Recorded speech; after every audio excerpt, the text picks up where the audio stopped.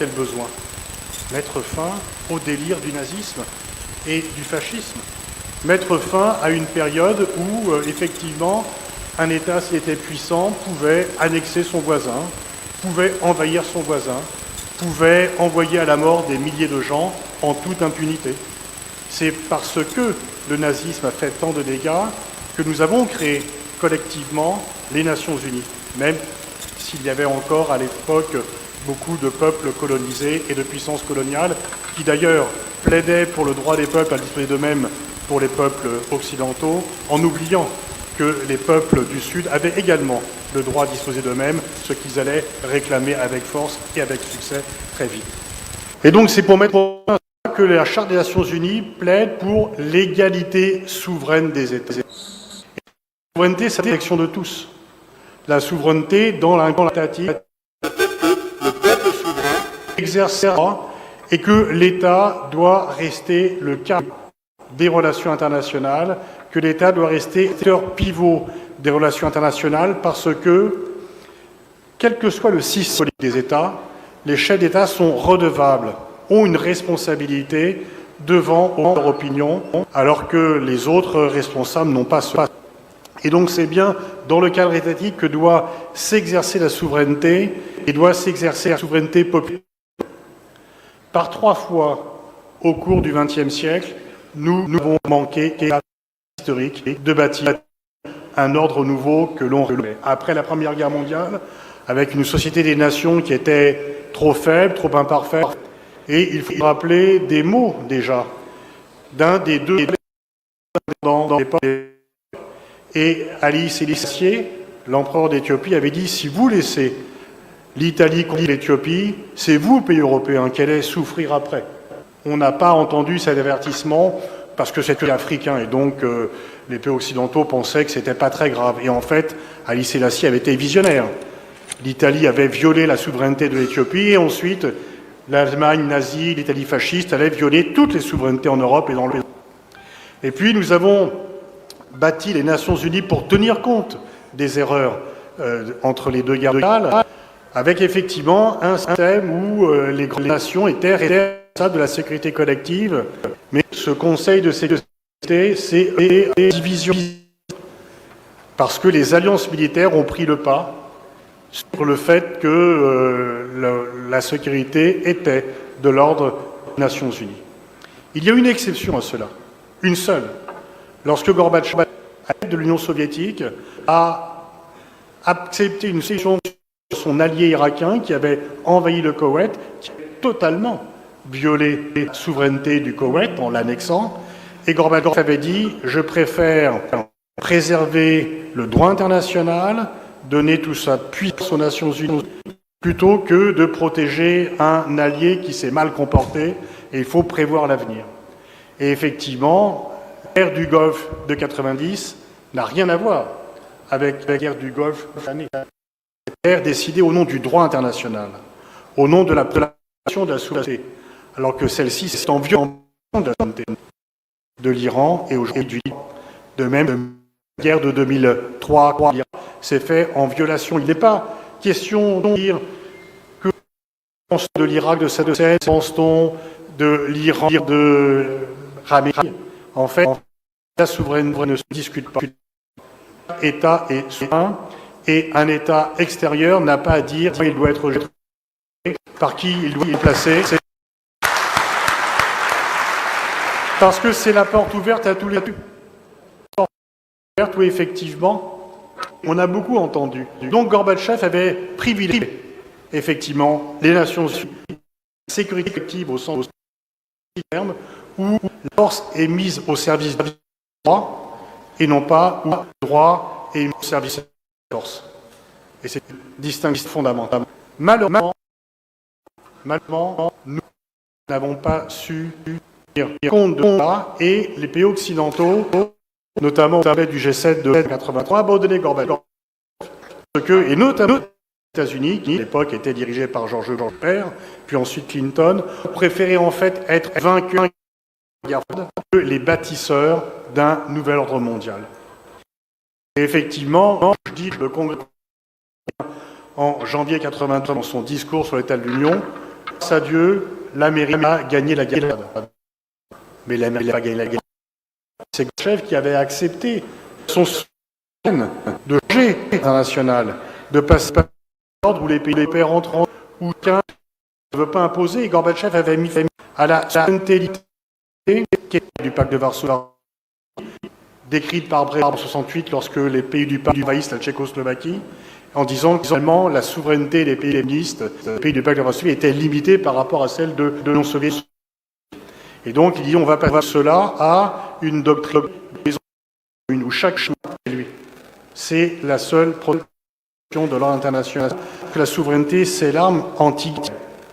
Les guerres sont des déclarations de souveraineté. Si l'on respecte la souveraineté des autres, il n'y a pas de guerre. Et qu'est-ce que l'on dit? Après de guerre, les heures du jour, on remet en cause par une partie de revanche qu'a donné la guerre d'Irak en 2003 du terrorisme, qu'a eu une fracture entre l'islam et l'Occident. Que va donner cette guerre de 2026? Effectivement. Et donc, il dit à chaque fois qu'on peut soutenir un pays dictatorial et qu'au nom de la démocratie, on va faire la guerre. Mais la démocratie, elle se bâtit de l'intérieur de chaque État. La démocratie n'est pas un produit d'exportation, ni d'importation. La démocratie est un processus national. Parce que chaque nation a son propre ADN, chaque nation a son histoire, chaque nation a ses racines propres.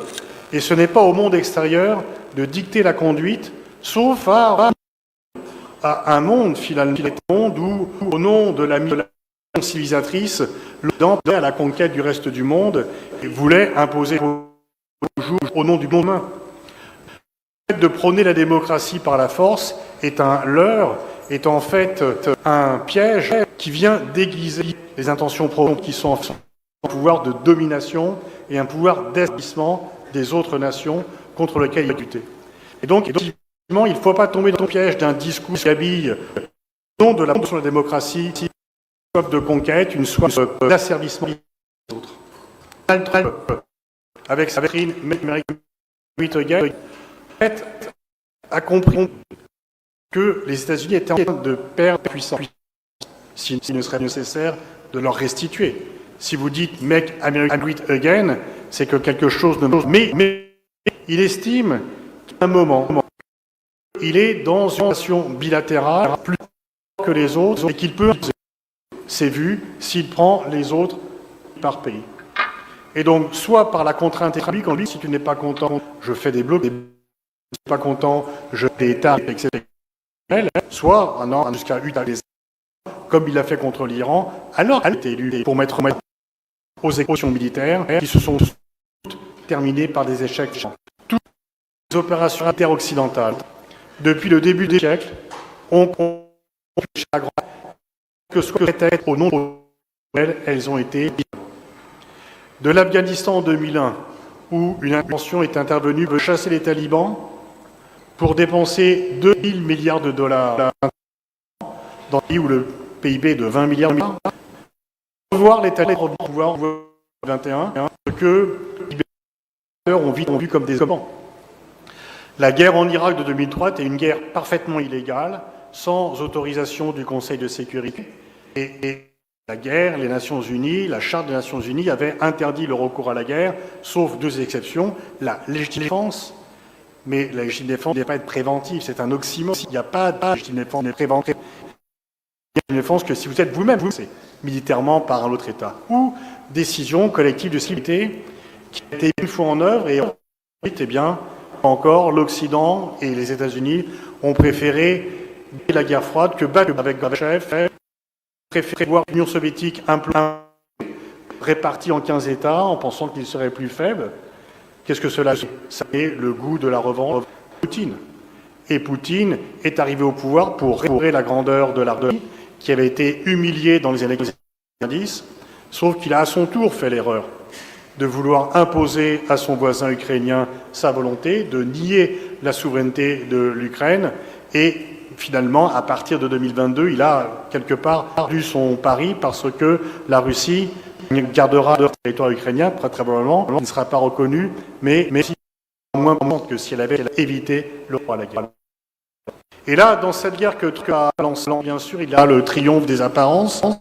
Il va dire fin à la guerre, il a tenu tout ce qu'il voulait, mais c'est un peu comme dans le grand de l'empereur aux elfes, où tout le monde vient flatter l'empereur pour qu'il a les du monde, il est nu, et que c'est un enfant qui doit lui dire la vérité. Et en fait, la vérité, c'est que Trump a perdu cette guerre, parce que il a eu la réouverture du détroit d'Ormuz, qui était ouvert avant qu'il ne fasse la guerre, et que maintenant l'Iran fait un péage sur ce qui était gratuit auparavant. Et surtout, on a vu que la force militaire ne pouvait pas déboucher sur une solution politique s'il n'y avait pas ensuite un agenda politique. Et que quand on s'appuie uniquement sur la force militaire, quand on a un marteau, on a un peu tendance à avoir des clous partout, et donc ça a été un échec. Et en fait, c'est la faiblesse américaine que l'on voit. Et donc maintenant, le défi des autres nations, c'est effectivement de tenir compte de ça et de rehausser le multilatéralisme. Il n'y a pas de solution. Le défi qui se pose pour l'humanité en dehors du multilatéralisme, et le multilatéralisme est le réel de la souveraineté. La souveraineté de chacun renforce la souveraineté propre. Et si chacun est effectivement souverain, il peut s'autodéterminer et il peut trouver des solutions sur une base égalitaire, pas sur des bases où on pose une solution à un pays parce qu'on pense qu'il est plus faible. La grande révolution stratégique aujourd'hui, c'est donc cette initiative américaine de s'imposer par la France. Et en fait, Trump a mis fin au monde occidental. Il n'y a plus de monde occidental. Le problème, c'est que les Européens ne s'en rendent pas encore tout à fait compte. Mais nous ne pouvons pas, nous, en tant qu'Européens, dire que nous appartenons au même modèle civilisationnel qu'un pays qui dénie autant les droits humains, qui dénie le droit international, qui dénie autant le multilatéralisme, qui dénie autant le respect de la vie. Tout simplement. Affiche des principes qui sont contraires. J.D. Vance, le vice-président américain, a dit en février qu'il y a un gap civilisationnel entre les États-Unis et l'Europe, à nous, Européens, de le réaliser. Et qu'on ne peut plus continuer comme cela, à se masquer la vérité à nous-mêmes et à penser que l'on va retrouver une entente avec les États-Unis.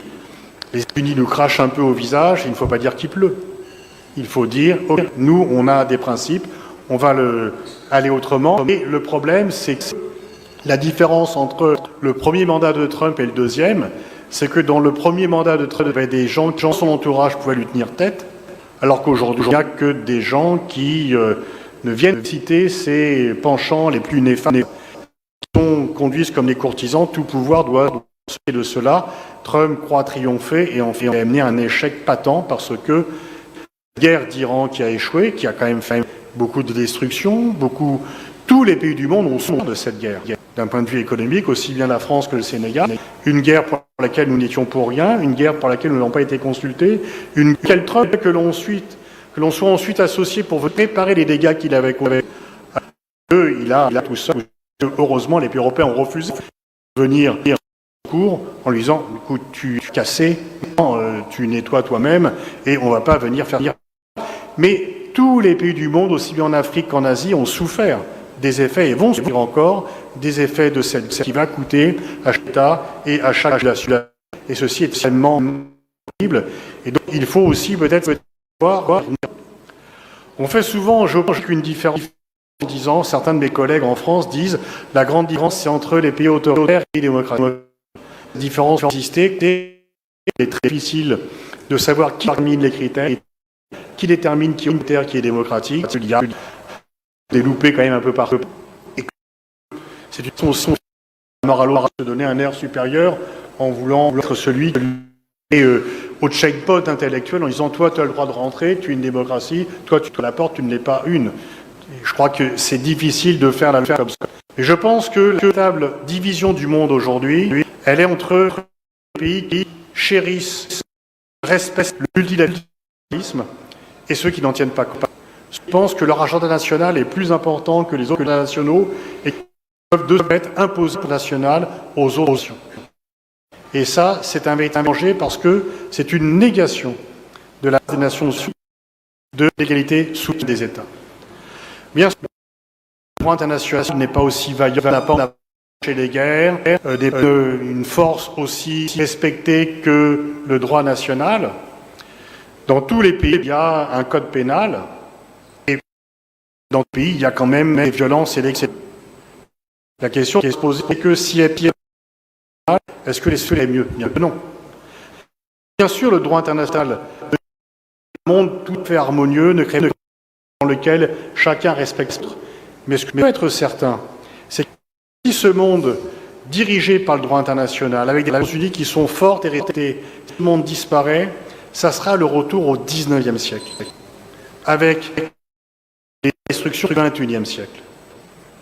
Le XIXe siècle, c'était effectivement le colonialisme, l'esclavage, l'opposition de la force, au nom d'idéaux autoproclamés, et en fait des excuses très mal utilisées par rapport à la pété de puissance. Est-ce que l'on se finit ça, ou est-ce que l'on se réveille et que l'on se dit non, non, ceci n'est pas possible? Surtout, la grande erreur des États-Unis de sortir de la guerre froide. Poutine avait dit que la grande erreur des Russes au sortir de la guerre froide est d'avoir fait confiance dans les Occidentaux. La grande erreur des Occidentaux a pris cette confiance pour de la faiblesse. Mais lui-même, finalement, a utilisé la force par la suite pour régler ses comptes, et autant il avait réussi à redonner un statut international jusqu'en 2022, autant cela est questionnable. Mais la grande erreur des pays occidentaux, c'est sur une crise géopolitique majeure. Au moment même, l'Occident pensait avoir triomphé parce que ce qui avait constitué cette crise géopolitique pendant 4 décennies au sortir de la Seconde Guerre mondiale, la menace soviétique. Les Occidentaux ont vécu là-dessus pendant 4 décennies. Les Occidentaux, c'est quoi? C'est ceux qui étaient à l'ouest du rideau, défini par Churchill, qui dit en 1946 que Stettin, sur les bords baltiques, à Trieste, en Adriatique, un rideau s'est abattu qui coupe l'Europe en deux. Donc les Occidentaux sont les Européens qui sont à l'ouest du rideau de fer, protégés par les États-Unis parce qu'aucun Européen ne peut assurer sa sécurité à l'époque. Mais au moment où les Occidentaux voient la menace soviétique disparaître, ils font, et dans les États-Unis, une erreur majeure. Ils ne voient pas qu'il y a une autre évolution géopolitique fondamentale, peut-être encore plus importante, parce qu'elle ne met pas à 40 ans d'histoire, mais à 5 siècles d'histoire. C'est la fin du monopole occidental sur la puissance. Pendant 5 siècles, disons qu'à partir de ce qu'on a appelé de façon très contestable les grandes découvertes, on n'a rien découvert. Enfin, ça a été une découverte pour le de ceux qui étaient à côté de politique.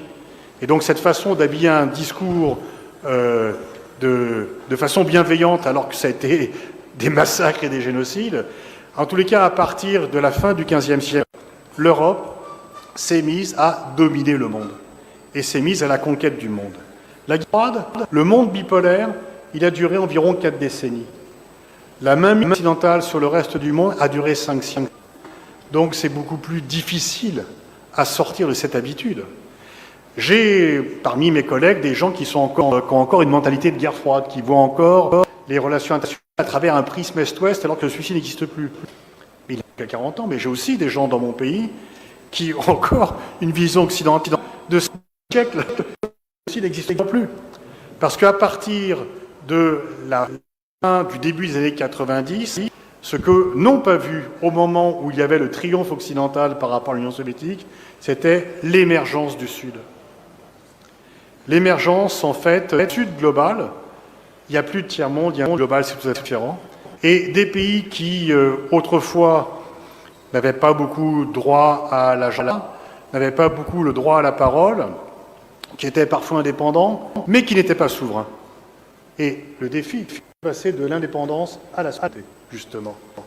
Eh bien, c'est au fur et à mesure réveillé par l'émergence.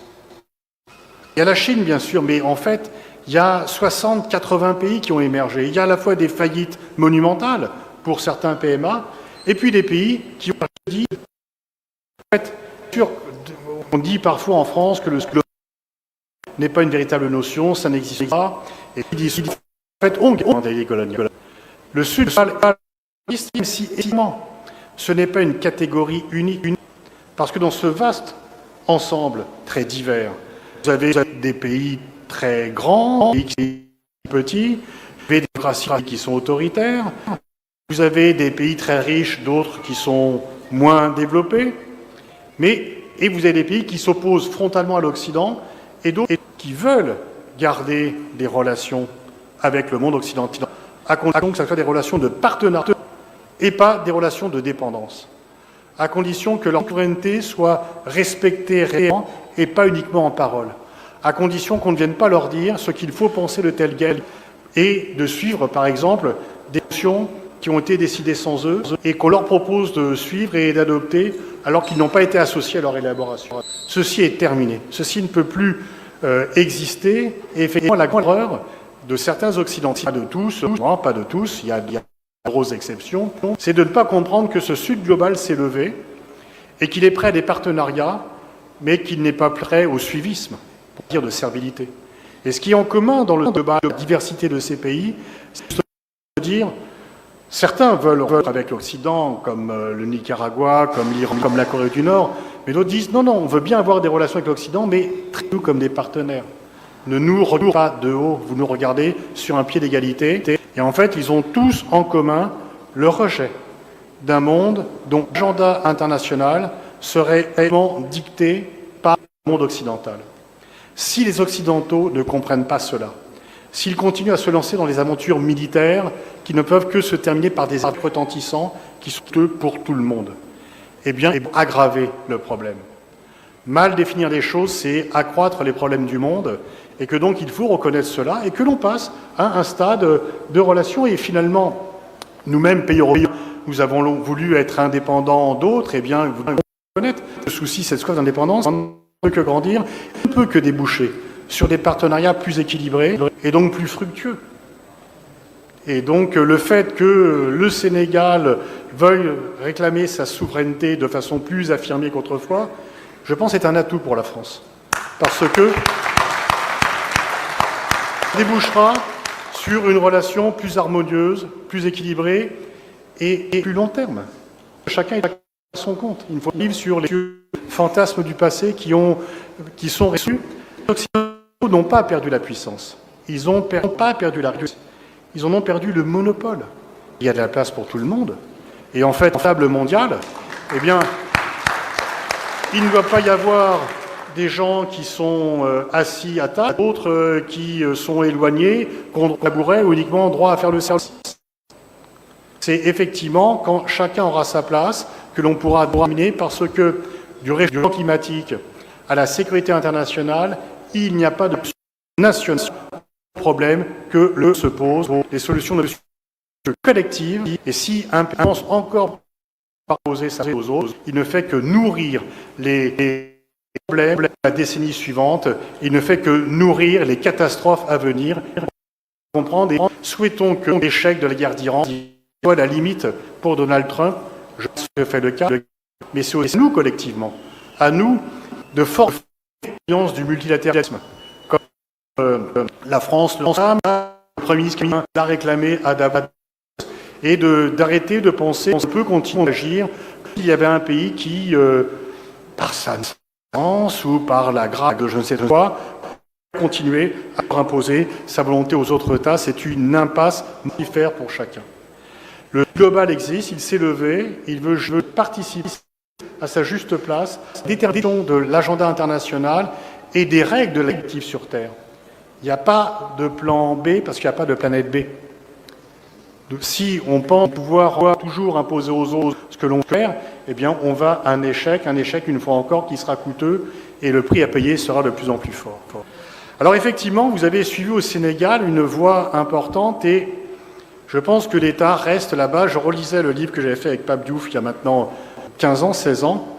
Pape disait, l'État, qu'est-ce qui ne va pas en Afrique, c'est que l'État ne joue pas son rôle. C'est que l'État doit être État développeur, et c'est pour cela que l'Asie s'est développée, parce que l'État, dans la diversité, a joué son rôle. Et donc, le Sénégal est longtemps Pape l'a dit plusieurs fois, il en était très fier d'ailleurs, le Sénégal est un modèle démocratique. Je ne dis pas ça par flagornerie, c'est pas trop dans mes habitudes, mais réellement, premier président Senghor qui a le pouvoir volontairement, qui n'est pas suite à un coup d'État ou qui est mort au pouvoir, première véritable alternance politique, avec Abou Diouf qui accepte que l'opposition gagne les élections, puis en 2 fois, mobilisation populaire qui empêchait un pouvoir qui avait été élu de tuer à